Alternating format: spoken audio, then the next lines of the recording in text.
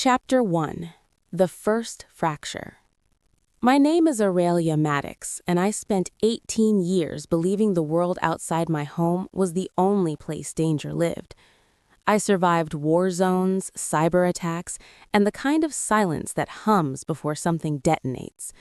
But nothing prepared me for the moment I returned to the family I thought loved me, only to realize they had been quietly stripping my life apart, piece by piece.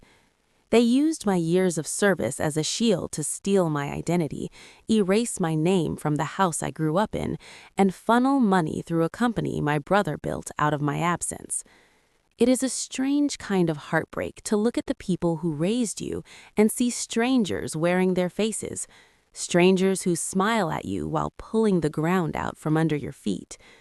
I had spent nearly 2 decades defending my country, but I never imagined the real betrayal would be waiting for me on my own doorstep. The first thing that hit me when I stepped off the plane in Denver was how thin the air felt and how heavy everything else did. 18 years in Army cyber intelligence had taught me how to function under pressure, how to sift through noise and find the one line of code that did not belong. The drive to my parents' house was familiar and foreign at the same time. The old neighborhoods had new coffee shops and yoga studios, but the mountains were still there on the horizon, steady and indifferent. I pulled into the same cracked driveway where I had learned to ride a bike and sat for a moment with the engine running, listening to it tick. The house looked smaller than I remembered. Beige siding, neatly trimmed shrubs, wind chimes at the porch that I did not recognize. My mother opened the door before I could knock. Elaine Maddox had not grown softer with age. Her hair was shorter, whiter, but the first words out of her mouth were about my timing. She said she thought my flight was earlier. No hug, no welcome home. My father stood behind her, a little stooped, hands in the pockets of his cardigan, eyes flickering past me to the suitcase in the trunk, as if calculating where it would go. Inside, the air smelled like lemon cleaner and something baking. There were framed photos all over the entry table, my younger brother Jason in a suit on some corporate stage, Jason and his wife Mia on a beach with matching smiles, Jason holding my parents' first grandchild. There was one photo of me, in uniform from my first deployment, wedged behind a candle that had never been lit. We made small talk over coffee at the kitchen island. They asked token questions about the base, about whether retirement felt strange, about whether I might finally be ready to settle somewhere. I answered politely, speaking about cyber units and rotations and the way the world had shrunk into screens and signals. Out of habit, my voice stayed even, neutral. Inside, I was scanning for threats out of sheer training. The first one slid onto the counter without fanfare, a stack of mail my mother had been saving for me. She mentioned that some things had been sent to their address by mistake. There was a glossy envelope from a bank I did not use, brochures from veteran job fairs, the usual junk. Then I saw it. A letter with the seal of a federal benefits office and my full name printed in bold. I opened it, reading quickly. Congratulations on your approval for the Veterans Housing Transition Grant. The amount made my vision narrow for a second. It was not pocket change. It was the sort of assistance meant for vets barely scraping by, trying to keep a roof over their heads. To get it, someone had submitted copies of my discharge papers, tax returns, proof of hardship I had never experienced, documents locked on secure servers and in my own files. A slow chill moved up my spine. I asked if they had opened this before I arrived. My mother shook her head and said she did not look at my mail. My father said he thought it was something about my retirement. Jason, who had walked in halfway through, wandered over to look, hands in the pockets of his pressed slacks, and said it sounded like a good deal if I needed it. His tone was too smooth. My training kicked in. I excused myself, took the letter and my phone to the old guest room, and started making calls. When you spend nearly 2 decades tracing hostile networks, you learn which numbers still pick up when you are no longer active duty. A former colleague in a financial crimes unit pulled the file on the grant. On speaker, his voice came through over a faint office hum. He told me the payout had already been made. It had gone to an account listed under a corporate entity called Summit Line Services. I had never heard of it. He read off the details and I wrote them down on the back of the envelope.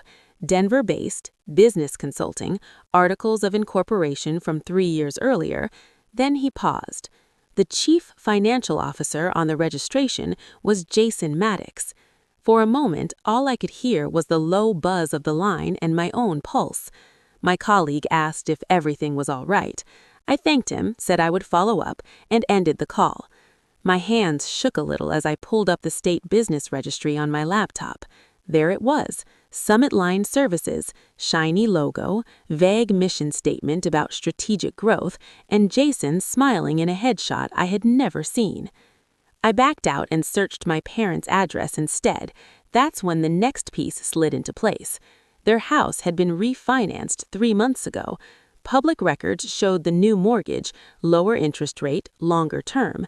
Listed owners, Elaine Maddox and Raymond Maddox. No trace of the joint interest they had insisted on putting in my name before I left for basic. The gesture that was supposed to mean, this house is always partly yours. Somewhere between then and now, those signatures had been scrubbed away. I walked back into the kitchen with the letter in my hand. My voice was calm when I asked Jason what Summit Line Services was. He smiled the practiced smile I had seen in his photos and said it was just a small consulting firm, nothing special. I asked why federal grant money in my name had been routed through his company. His smile tightened, then he shrugged. He said it must be some accounting quirk, that the grant probably required a business account, that he had just helped me out. I told him I never applied for it.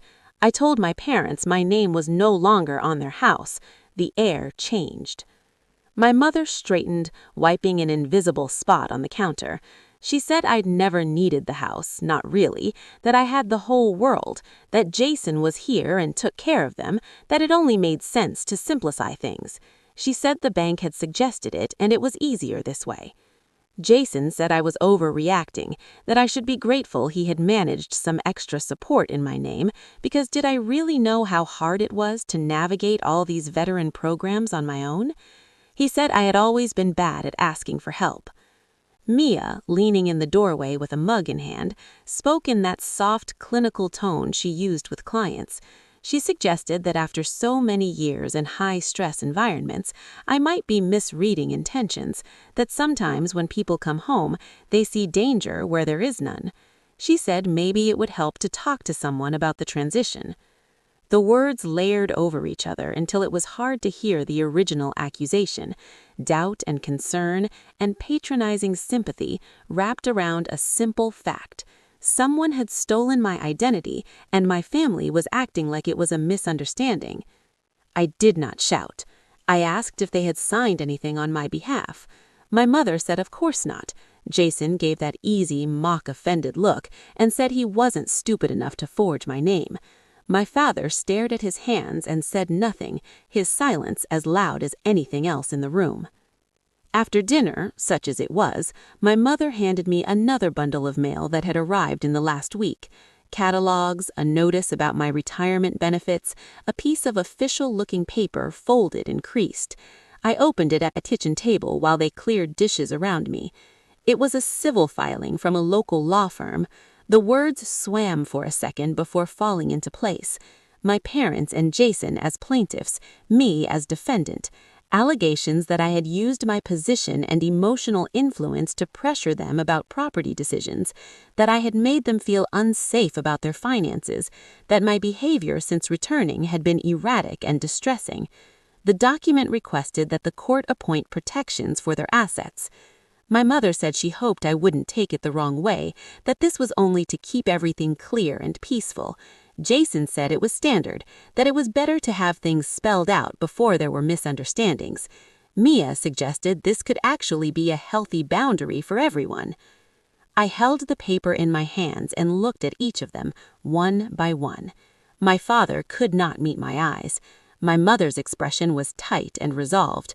Jason looked faintly apologetic, as if this were all just an unfortunate but necessary business decision. The anger I expected to feel never came. Instead, there was a slow, heavy settling in my chest, the sense of something that had cracked years ago, finally breaking the rest of the way through. Whatever I had hoped to repair by coming home had never really existed. I folded the filing along its original crease and slipped it back into the envelope. I told them I would find somewhere else to stay for the night. No one tried very hard to stop me as I picked up my suitcase and walked out into the cool Denver evening, the sky fading to purple over the rooftops. By the time I reached my car, the shock had cooled into something sharper. They had used my name, my service, my absence, and now they were trying to paint me as a threat to them. I started the engine, the dashboard light washing the envelope in a pale glow, and realized I wasn't going to let them write the rest. Chapter 2. Isolation by Design. The next morning, I woke up in a budget hotel off the interstate with the envelope from the lawsuit on the nightstand and the television remote in my hand. I had fallen asleep with the screen on some crime show, but when I blinked awake, the local Denver news was running. My own face was on the lower corner of the screen, the same old official photo from my promotion ceremony years earlier.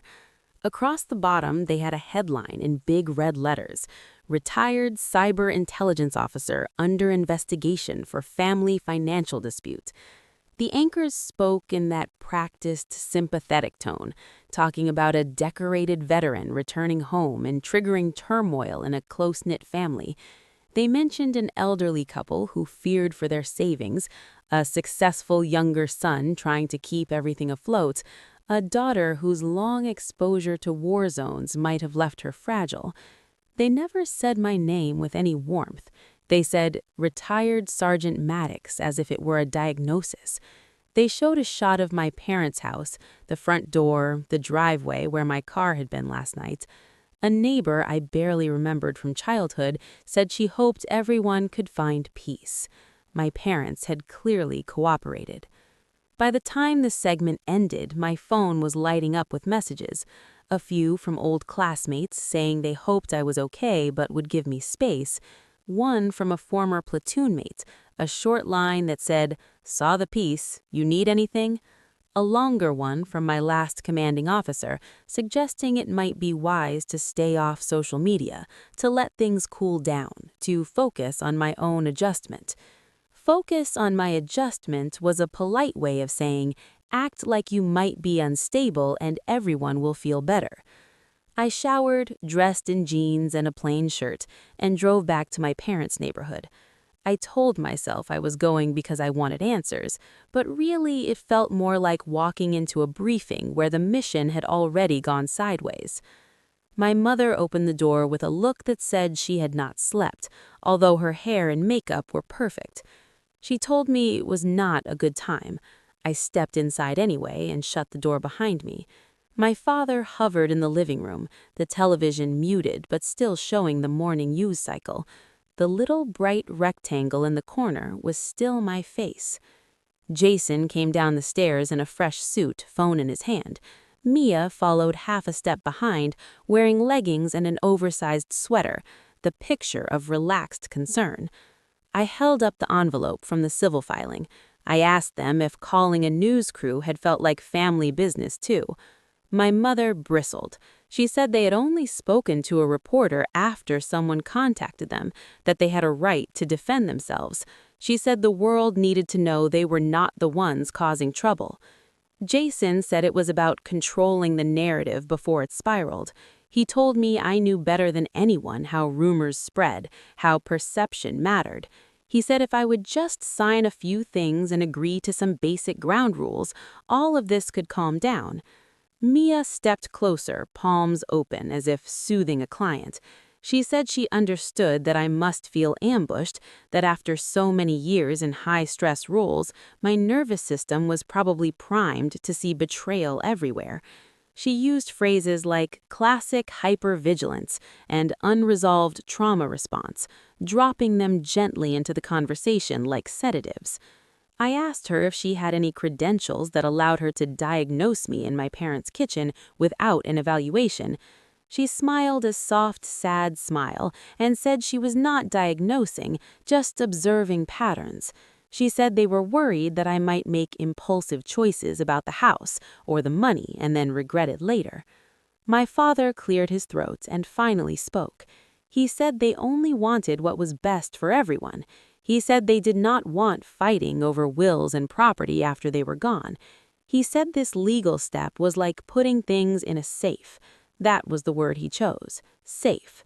They were wrapping theft in the language of protection. It might have been impressive if it had not been my life. I told them I would be talking to my own lawyer.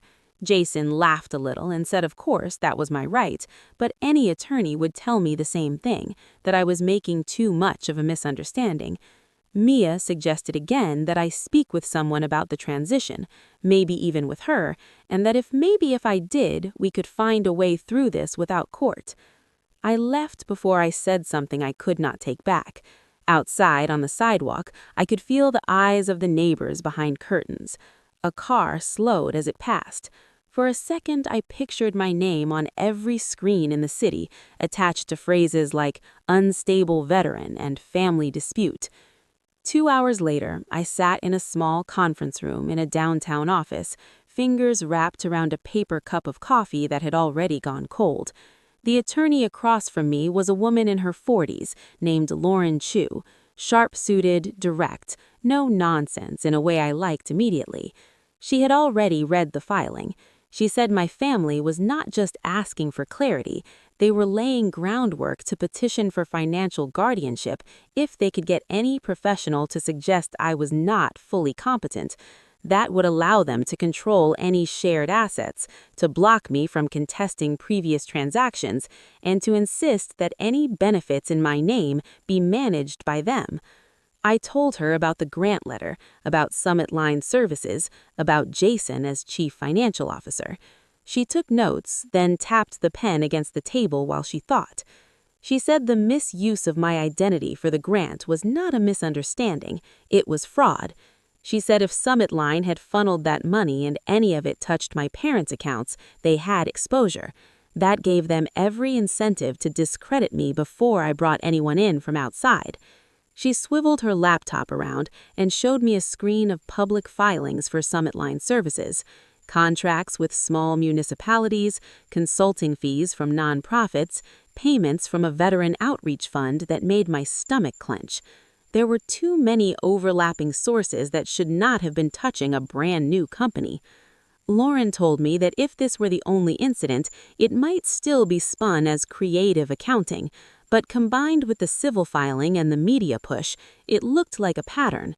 She advised me to stay calm in public, not to contact my parents directly about legal matters, and to let her send a formal response. Meanwhile, she said, it would be wise for me to quietly gather any documentation I had on my service record, prior property agreements, and financial accounts. The word quietly hung in the air between us.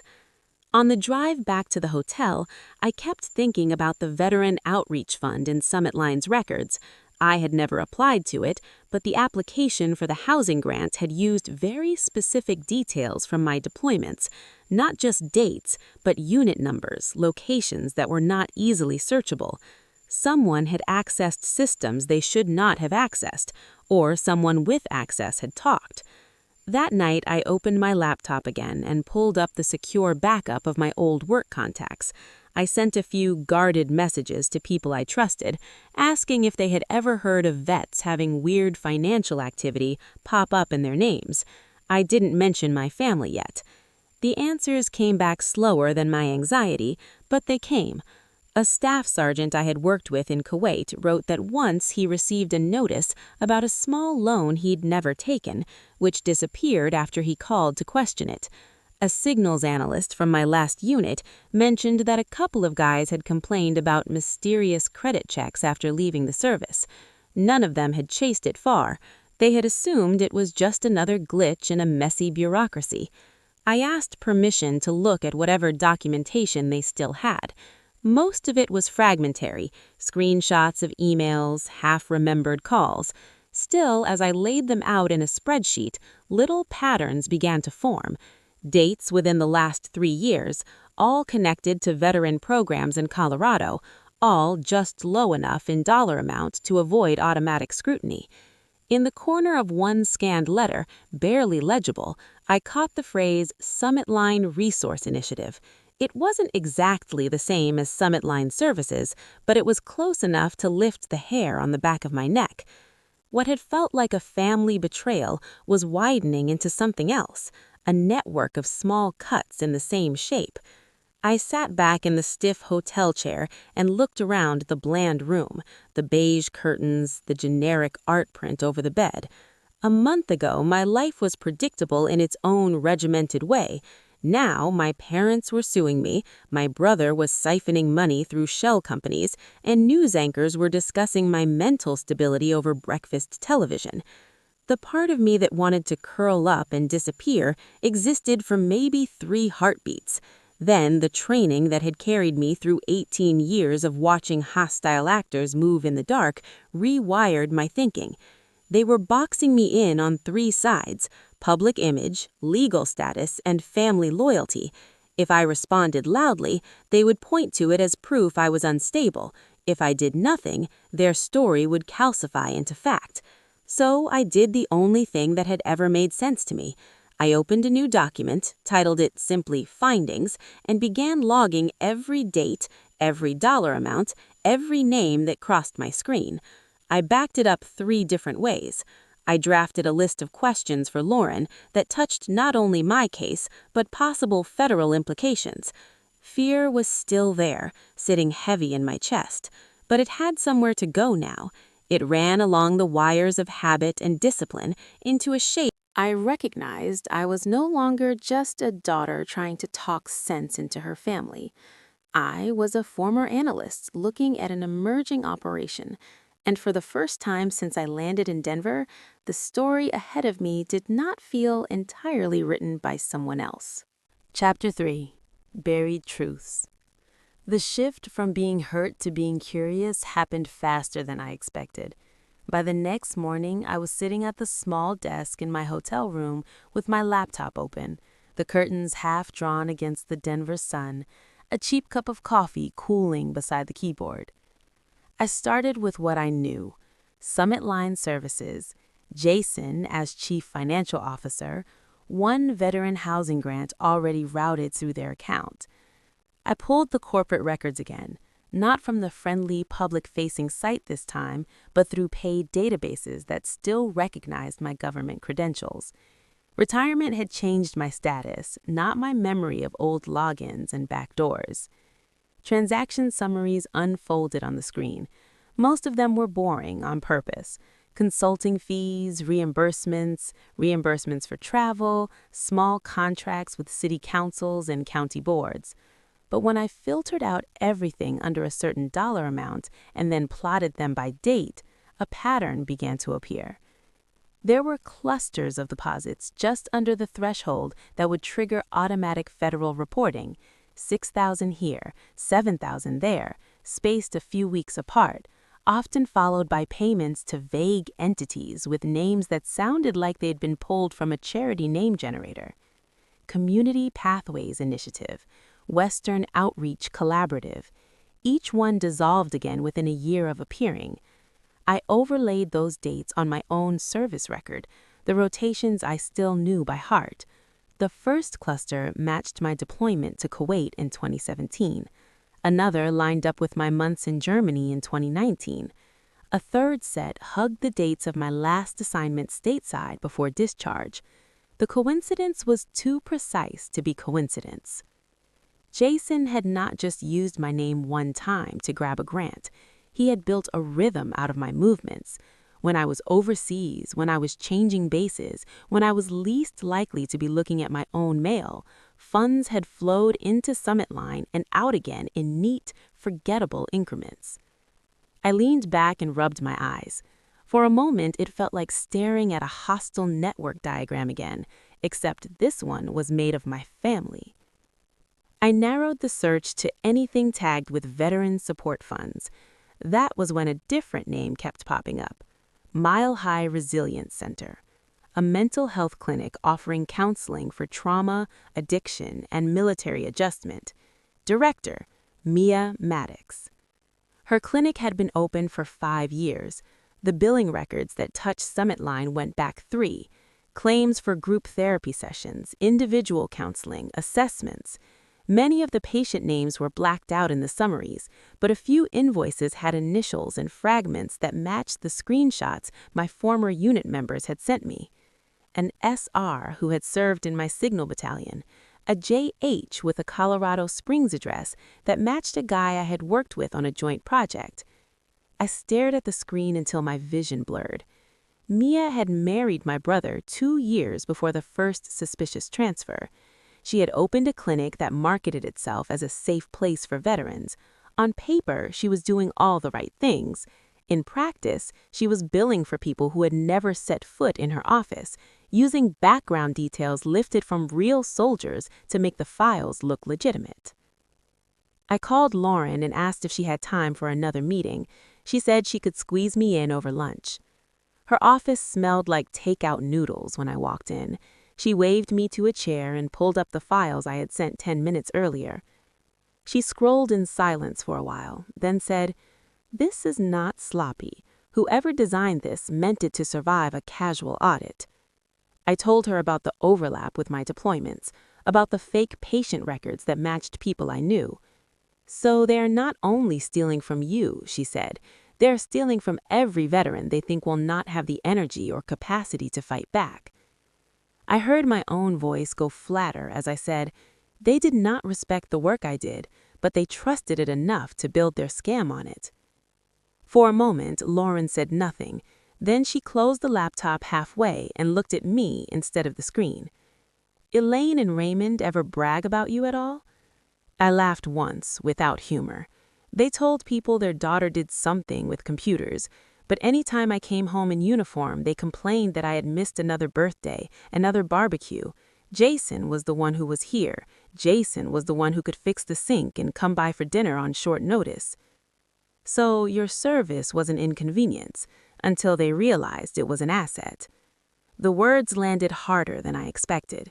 There had always been a quiet pride in me about what I had done, buried under fatigue and paperwork and all the compromises of institutional life.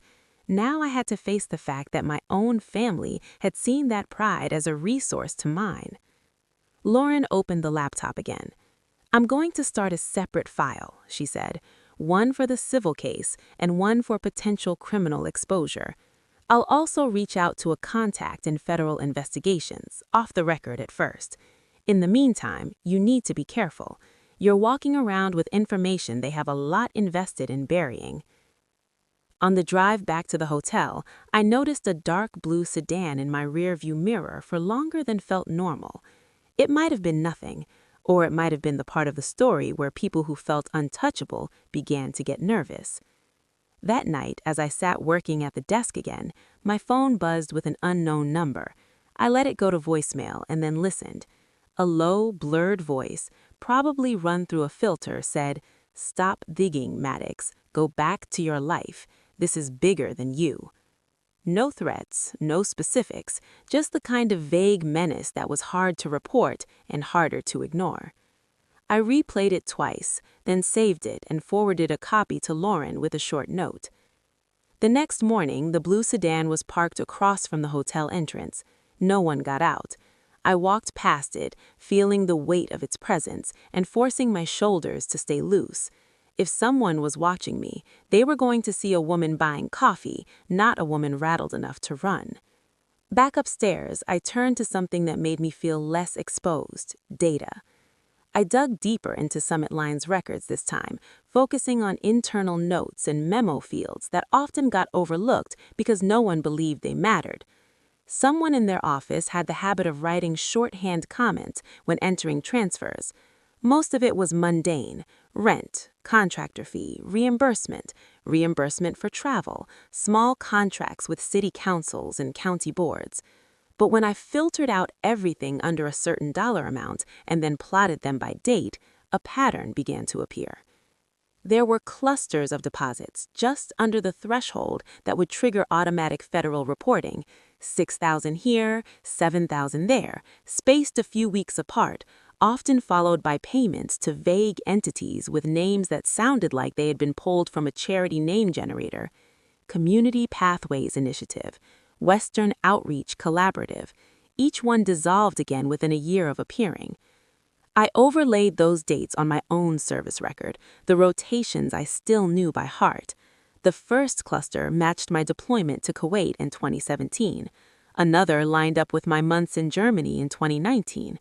A third set hugged the dates of my last assignment stateside before discharge. The coincidence was too precise to be coincidence. Jason had not just used my name one time to grab a grant. He had built a rhythm out of my movements. When I was overseas, when I was changing bases, when I was least likely to be looking at my own mail, funds had flowed into Summit Line and out again in neat, forgettable increments. I leaned back and rubbed my eyes. For a moment, it felt like staring at a hostile network diagram again, except this one was made of my family. I narrowed the search to anything tagged with Veteran Support Funds. That was when a different name kept popping up.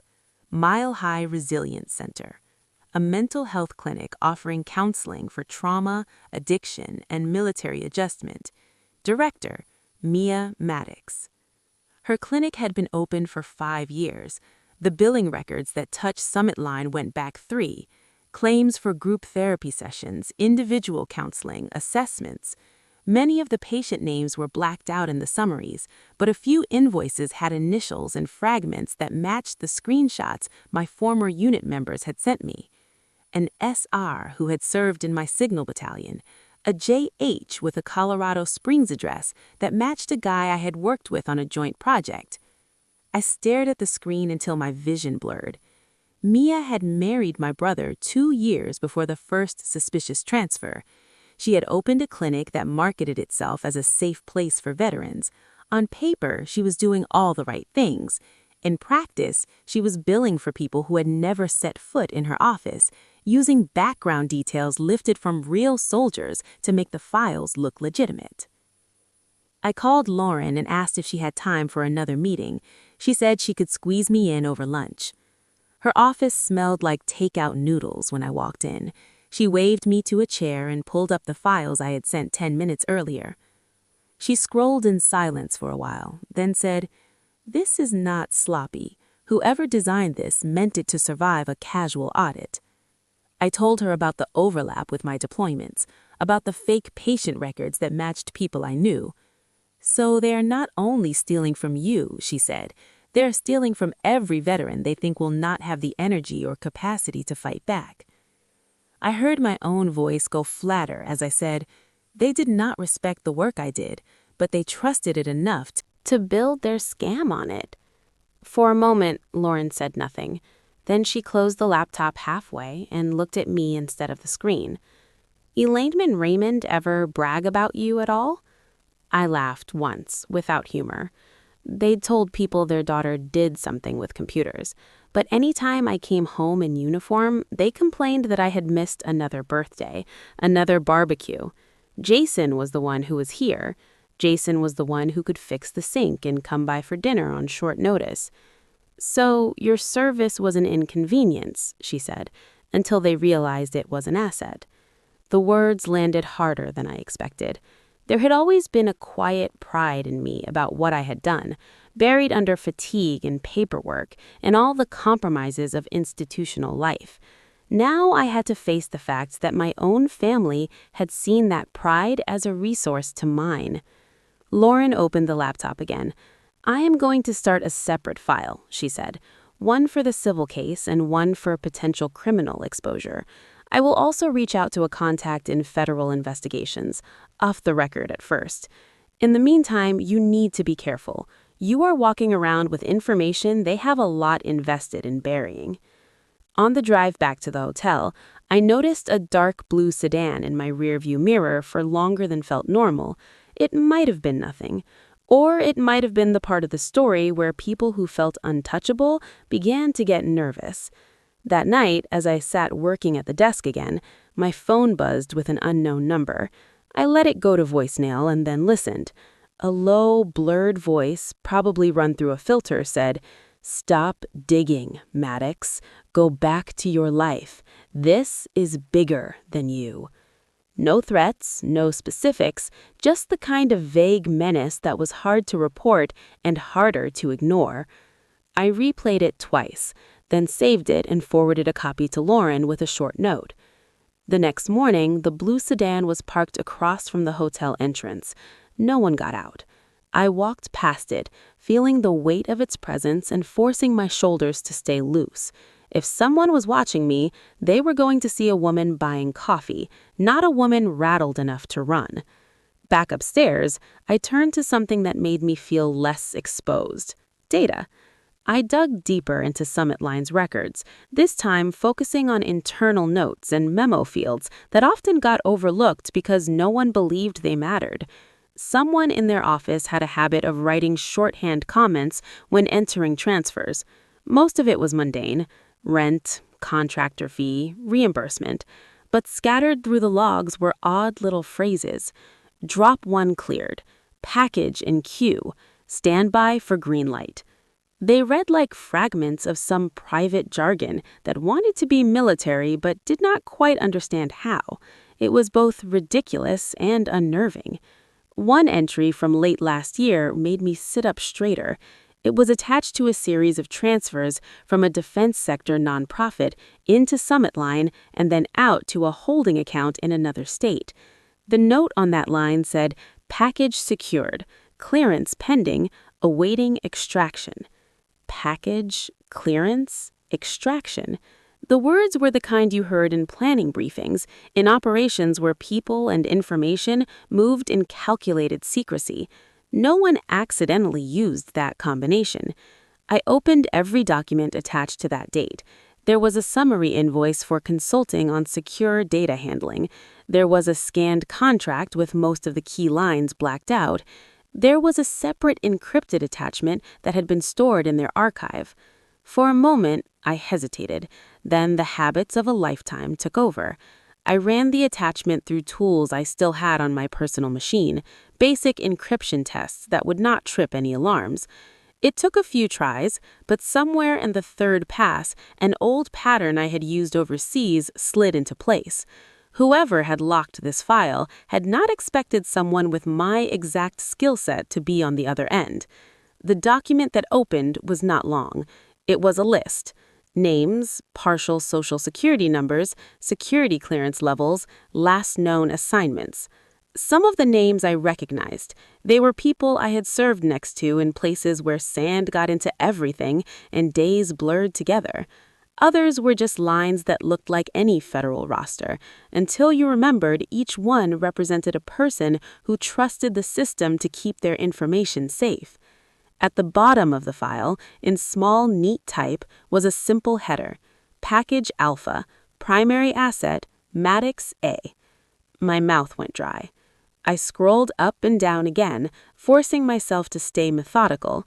The dates on the document matched the period when I had been processing out of my last assignment, when there had been endless forms about my own clearance status, my own debrief cycles. Somewhere in that swamp of bureaucracy, Jason and whoever he was working with had siphoned off more than just my veteran benefit eligibility. They had taken pieces of my federal identity, the keys that once let me into systems most civilians only speculated about, and packaged them with other clearances for sale. The phone buzzed again with some notification, but I ignored it. All I could see was that quiet little note in the ledger: Package secured. It had been me. I was the package. I printed the document on the hotel lobby printer, then deleted every trace from the machine, from the cache, from my backups, keeping only one copy on an encrypted drive I carried on a lanyard under my shirt. Paranoia was just good practice when someone had already turned your life into a commodity. Back in my room, I stood for a long minute by the window, looking down at the blue sedan parked under the sodium lights. Somewhere behind that windshield was a person who thought they were watching a single disgruntled veteran who needed to be scared off. They didn't know yet that I had seen the scale of it. This was not just my brother skimming from a grants program. This was a chain that reached into federal data, clearance rosters, sensitive identities, the kind of operation I had spent years helping to dismantle when it was run by foreign actors. Now it was sitting in my hometown, tied to my family name. The hurt I had been carrying since I opened that first letter shifted into something colder and heavier. This stopped being a family dispute, somewhere between the fake patients in Mia's clinic and the list of clearances labeled Package Alpha. I was not just going to prove I was innocent anymore. I was going to find out how far this ring went and who else besides my brother and his wife thought my life was just another line item in their ledger. Chapter 4: Confrontation and the Final Betrayal. I did not go to my parents' house right away. First, I needed to know whether I was standing in front of a family mess or something that could pull other people under with me. Lauren put me in touch with an old federal investigator named Mark Hollis, who had retired out of Washington and now split his time between consulting and fishing. We met in a quiet coffee shop near Union Station, the kind of place where laptops blended into the scenery and no one looked twice at a pair of people talking quietly over too many papers. He brought 2 others with him, a woman named Denise, who had done years in financial crimes, and a former signals analyst named Victor, who had the same tired eyes I had seen in every secure operations room. When Mark shook my hand, he said he had heard my name before and that it was never a bad thing when it came up. Lauren joined us for the first 15 minutes, laid out the civil case and the basics of Summit Line, then slid the flash drive I had prepared across the table. Victor plugged it into his laptop and started scrolling. Denise read over his shoulder, pausing every so often to point at a cluster of numbers. Finally, Mark leaned back and blew out a slow breath. He said quietly, "This is not just your brother being greedy. These flows hit 3 different regions and at least 1 partner bank overseas. Somebody built a pipeline." Denise nodded. "The clinic records mirrored against the veteran databases are especially bad," she said. "If your sister-in-law signed off on these, she is complicit in healthcare fraud and identity theft at minimum." I told them about the file labeled Package Alpha, about the clearance list, about seeing my name at the top. Victor shook his head slowly. "They are aggregating clearance holders," he said. "Somebody out there pays very good money for that kind of menu. Your family might think they are just playing games with grant money, but every time they move those details, they light up the kinds of people I spent my life trying to keep away from our systems." Mark looked at me. "Do you understand what you are stepping into if we take this upstairs?" I thought about the blue sedan outside my hotel, the warped voicemail telling me to go back to my life, the way my parents' faces had hardened when I questioned them. "I understand enough," I said, "and I also understand what happens if I walk away. They keep selling pieces of people who wore the same uniform I did." He studied me for a few seconds, maybe checking that I was not driven only by anger. Then he nodded once. "All right," he said, "we will move carefully. Consider this group your shadow line. We are not official, but we know which doors to knock on when we need to be." We spent the next hour building a plan. I would keep feeding them documents, screenshots, timestamps, anything touching Summit Line or the clinic. Lauren would continue to handle the civil case and serve as the clean legal face of my actions. Mark and his 2 colleagues would run pattern analyses and start discreet conversations with contacts who still had badges. When I left the coffee shop, my head felt clearer. The operation had a name in my mind now, not just a collection of personal betrayals. It was something that could be confronted with structure. Only then did I drive back to my parents' street. The blue sedan was gone, replaced by a minivan I did not recognize. I parked at the curb and sat for a moment, letting my hands rest on the steering wheel. This was not going to be a polite visit. It was going to be the last time I went into that house as a daughter trying to be understood. Elaine opened the door before I could knock, as if she had been watching from the window. She wore a pale blouse and a small gold cross at her throat, the picture of restrained concern. "Elena," she said, my name tight in her mouth. "We were not expecting you." "I will not be long. We need to talk." Ray stood up from his recliner in the living room, remote in his hand, the television paused on a daytime show. Jason was already there, too, sitting on the edge of the couch in another sharp suit, phone on the coffee table. Mia perched next to him in soft sweater and leggings, bare feet tucked under her.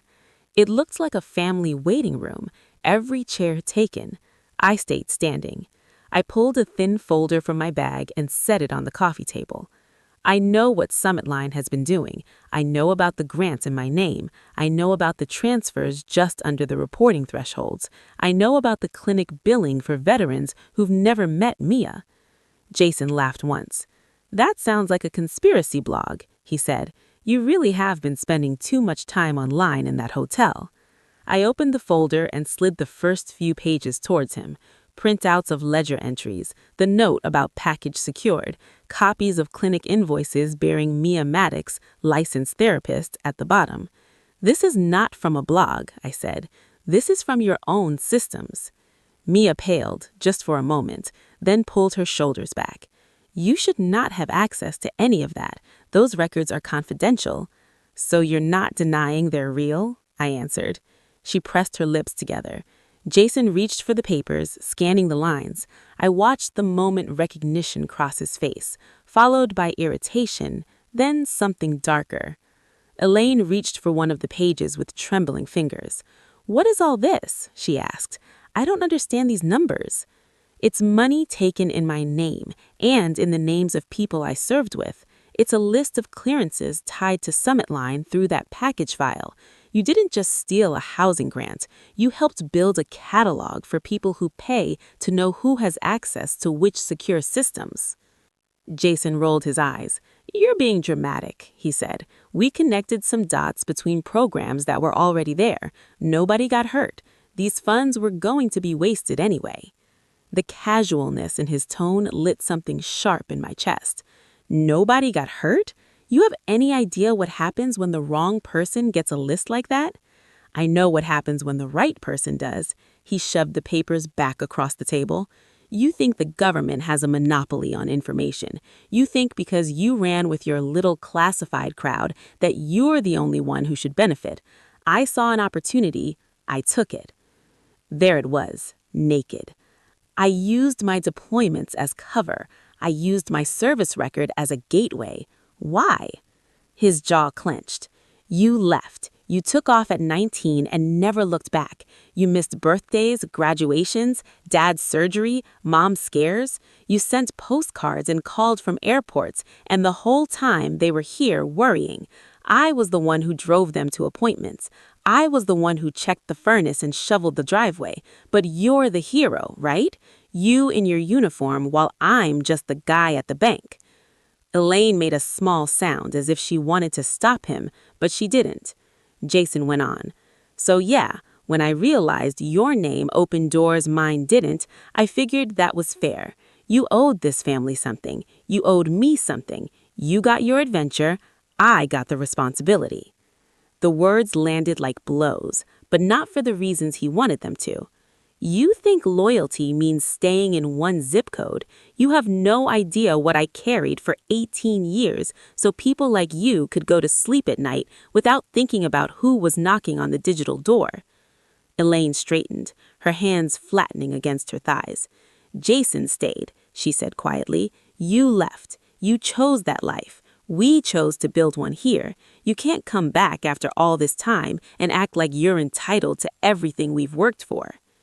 It was so bare, finally, that it almost made me laugh. "I'm not entitled to your house. I'm not entitled to your savings. I'm entitled to my own name, to my own record, to the right not to be sold off like a line item in Jason's quarterly report." Ray had been silent this whole time, eyes moving between us like he was watching a tennis match he didn't want to attend. Now he spoke, voice soft. "I knew some of it," he admitted. "Not the details. Jason said he could optimize some things, that there were programs not everyone claimed. He said it would make life easier. I didn't ask too many questions. I just didn't want fighting. You didn't want to choose, so you let them choose for you." His shoulders sagged. "I didn't think it would hurt you," he said. "You thought not thinking would protect you." I answered. "It did, until now." Mia shifted on the couch, fingers twisted together.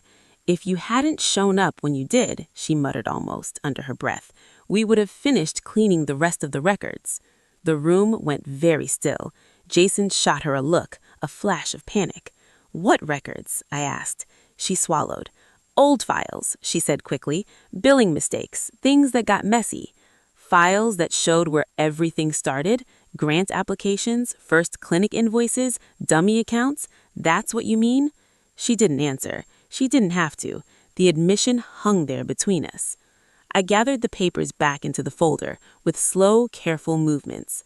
"I came here to see if there was any part of this you regretted, any part of you that understood what you've done to me and to those vets. You just told me you resent me for leaving, that you think my service is a debt you were owed, that you've been busy erasing evidence while you paint me as unstable." Elaine's eyes filled, but her voice stayed hard. "We are protecting ourselves," she said. "You made your choices. We made ours." That was the moment something finally snapped free inside me. Not with a bang, more like the quiet pop of a knot finally loosening after years under pressure. "All right," I said, "then I will protect myself and the people whose names you turned into merchandise." Jason stood up. "You think anyone is going to believe you over us?" he asked. "Mom and Dad, respected in this community. Me, established. Mia, helping veterans. You, with your record of trauma and sudden accusations." I almost smiled. "We will see who believes what," I said. "You built your story on the assumption that I would keep trying to win you back, that I would be too loyal or too guilty to burn it down. You were wrong." I turned to my father, then my mother. "For what it is worth," I said, "I spent a long time thinking that if I had just come home sooner, I could have been the daughter you wanted. Now I see you never wanted a daughter. You wanted a resource." No one stopped me as I walked to the door. My hand was already on the knob when Jason called after me. "If you go to anyone with this, you are finished," he said. I looked back over my shoulder. "If I go to anyone with this," I said, "you are finished." Outside, the air felt sharper, cleaner. I stepped onto the porch and pulled the door closed behind me. The sound was not loud, but it drew a line I could feel in my bones. On the drive away, I used a hands-free call to reach Mark. When he picked up, I told him I was ready to move every piece of evidence we had into official channels, that whatever family part of this had been was done. He said they were already preparing the package, that connections overseas were coming into focus. By the time I turned back onto the main road, my parents' house was a shrinking shape in the mirror, just another box on a Denver street. Whatever love had once lived inside its walls was buried too deep for me to reach. The emotional war was over. What lay ahead belonged to lawyers and agents and judges, and to a version of me that had put away any hope of being their daughter in order to become the one thing I still knew how to be, a professional, walking into a fight with her eyes open. Chapter 5. Judgment Day. The weeks between that last visit to my parents' house and the day in court moved both too slowly and too fast. There were meetings with Lauren where we went over every document until the paper blurred, calls with Mark and his quiet network as they pulled threads out of Summit Line and the clinic and followed them into other states, interviews with federal agents who had seen enough in the evidence packet to take it seriously. At some point, the civil case my family had filed stopped being the main event. It became a convenient stage. The federal investigation was its own machine now, operating mostly out of sight, but the courthouse hearing was where all of our stories would collide in the same room. On the morning of the hearing, downtown Denver looked ordinary. Office workers with coffee cups, a busker with a guitar near the courthouse steps, the sky too bright for the way my stomach felt. I walked in through the security line in a dark suit that felt strange after years in uniforms and jeans. Lauren met me in the hallway, her expression steady. She told me that the courtroom was open to the public and that a few reporters were already inside. She also mentioned that 2 men from a federal agency would be observing in the back row, not announced, just present. It was their way of saying that what happened here today was not just a family matter and not just a local squabble. Inside, my parents sat at the plaintiff's table with Jason and Mia and a man in an expensive suit who introduced himself earlier in the process as their attorney. Elaine had chosen a pale blue dress and a string of pearls that made her look smaller and softer than she ever was with me. Ray wore his one good blazer and stared at his hands. Jason and Mia looked polished and composed, as if this were a business presentation they had rehearsed. I took my seat beside Lauren at the defense table. When I glanced over my shoulder, I saw Mark near the back, in a simple jacket, blending in with the other spectators. Next to him sat a woman I knew had to be Denise, and a man whose quiet stillness reminded me of Victor. None of them waved. That was not their style. Their support was in the work they had already done. The judge entered, everyone stood, and then the day began. My family's attorney started first, as expected. He framed the case as a painful but necessary attempt by aging Karens to protect their retirement from a daughter who had returned from long service with difficulty adjusting. He used words like erratic, volatile, prone to fixation. He spoke of my supposed insistence on questioning every financial decision, my refusal to respect boundaries, my imagined threats about the house. He did not outright say I was unstable, but he walked the judge carefully up to that picture and let him look. He referenced media coverage that portrayed my parents as kind community members under strain. He presented them as people with no choice left. I sat there and listened, hands folded on the table, heart steady in a way I had not expected. Years of briefing rooms and debrief sessions had trained me to sit in harsh light and be dissected. The difference now was that I knew his narrative was running on borrowed time. Elaine spoke next. She told the judge that I had always been distant, that I had chosen a life that took me away, and that each return had been followed by disruption. She described late-night phone calls from foreign countries that left her anxious, visits that ended in arguments about things she did not understand. She said the recent questioning about their finances felt like an escalation, that she felt unsafe and confused. Ray said a few halting words about wanting peace, about not wanting his children to fight over property after he was dead. Jason, in measured tones, painted himself as the practical son, the one who had been present, the one who had helped his parents navigate complex financial systems. He admitted to helping apply for certain programs in my name, but framed it as an act of support, claiming that I had given vague permission years ago. Mia spoke about her concern for my mental health in gentle, clinical language. She referenced what she called classic hyper-alert states after combat service and hinted that my suspicions about fraud might be manifestations of deeper unresolved issues. There were moments when I felt anger rise like heat behind my ribs, but it did not spill over. Each sentence they spoke built a structure I recognized from too many hostile sources. It was a cover story, carefully layered, plausible enough for people who wanted a simple tale about a damaged veteran and a suffering family. When it was our turn, Lauren stood. She did not raise her voice. She began by acknowledging my service record in simple terms, then noted my clean financial history, my lack of prior disputes, my consistent employment.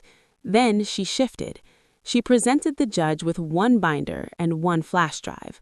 No stack of confusing exhibits, just a single chain of information. The binder held selected summaries of Summit Line transactions laid out as timelines that aligned with my deployments.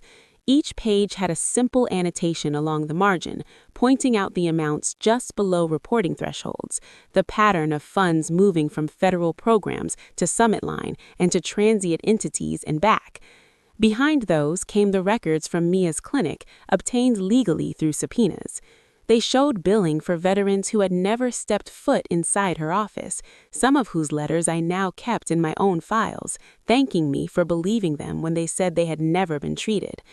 The profiles matched real soldiers' backgrounds with small alterations, enough to look legitimate to anyone not cross-checking them. Then, Lauren referenced the file we had labeled Package Alpha, without naming it in open court. Instead, she described a list of clearance holders and partial identifiers that had been stored in Summit Line archives, with notes implying that this data was considered an asset. She spoke of the phrase package secured and the way it appeared in internal memos. As she talked, two men in the back row shifted slightly, a movement only someone watching for them would have seen. The judge looked down at the exhibits, then back up at my parents' table with a different expression than he'd worn during their testimony. Lauren concluded by playing the anonymous voicemail I had received, the voice distorted but the message clear enough, and by submitting a summary for Mark and his colleagues outlining the connections between these patterns and known methods of laundering stolen personal information through apparently legitimate businesses. The room felt smaller by the time she finished. The judge sat back in his chair. For a long moment, he said nothing. Then he leaned forward and asked my parents' attorney if his clients had any comments on the financial documents. The man at their table cleared his throat and said they had not had time to fully review those materials and that they seemed beyond the scope of a simple civil protective action. That was when the air changed. The judge asked that the flash drive be delivered to him and that a copy be provided immediately to a federal liaison who, he noted, happened to be present in the building. He then informed the courtroom that in light of potential criminal implications, he was ordering the room sealed temporarily, no one in or out without permission from the marshals. A ripple went through the benches. One of the marshals near the door moved closer to the front. Another spoke quietly into a lap mic. Within minutes, two men in plain suits entered, conferred briefly with the judge, and then approached our tables. One of them addressed Jason and Mia. He informed them that based on probable cause arising from the evidence presented, they were being detained for questioning in connection with federal offenses involving fraud and identity misuse. Elaine gasped, a small, sharp sound. Ray made as if to stand and sank back down again. Jason protested, saying this had all been taken out of context, that his sister was manipulating information, that this was an overreach. Mia went very still, as if hoping that stillness might make her invisible. It did not. The marshals did not cuff them dramatically. They simply escorted them out, one on each side, past reporters who were now whispering instead of scribbling, past strangers who would go home and tell someone that they had been in a courtroom when something real happened. The judge turned back to my parents. His voice stayed measured as he told them that their petition was being stayed indefinitely, pending the outcome of ongoing investigations.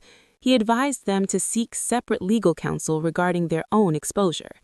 Elaine looked at me then, real fear in her eyes for the first time, not on my behalf, but on hers. This, I thought, was the cleanest form of karma I was ever likely to see.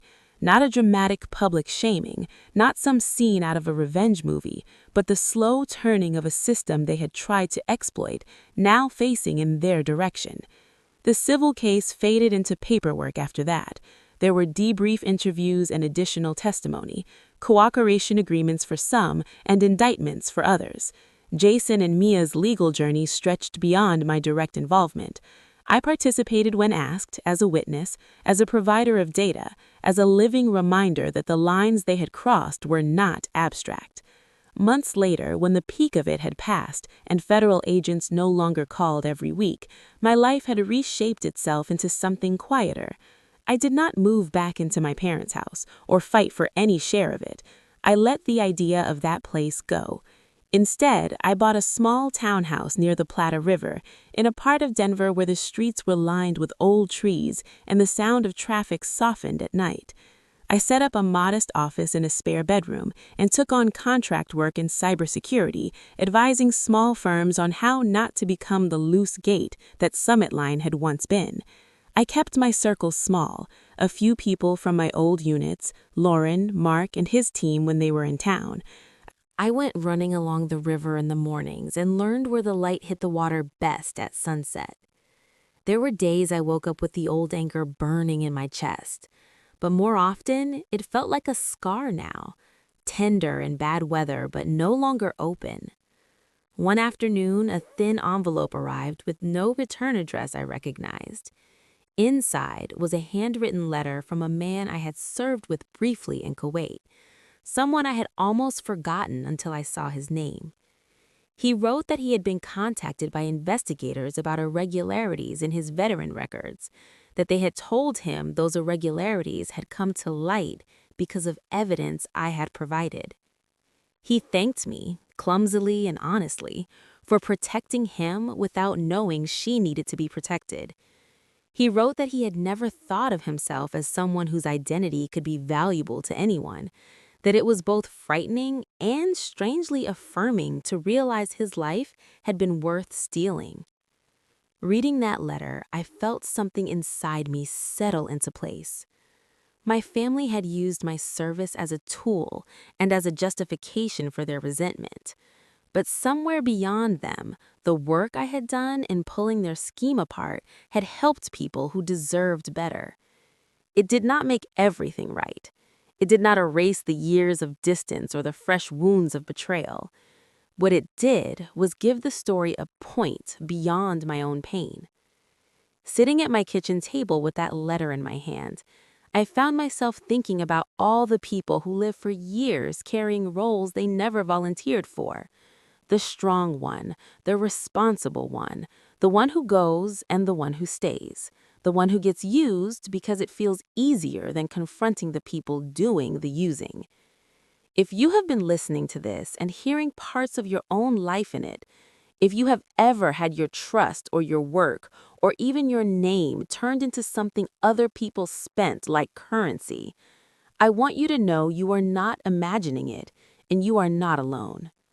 Maybe you have a version of my courthouse story in your past, or maybe you are still in the part where everyone else looks believable and you feel like the problem.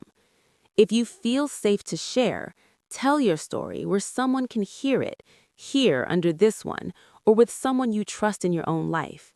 Not because it fixes everything, but because saying it out loud is sometimes the first clean cut in a knot that has been choking you for years. I used to believe my value depended on staying quiet and carrying more than my share.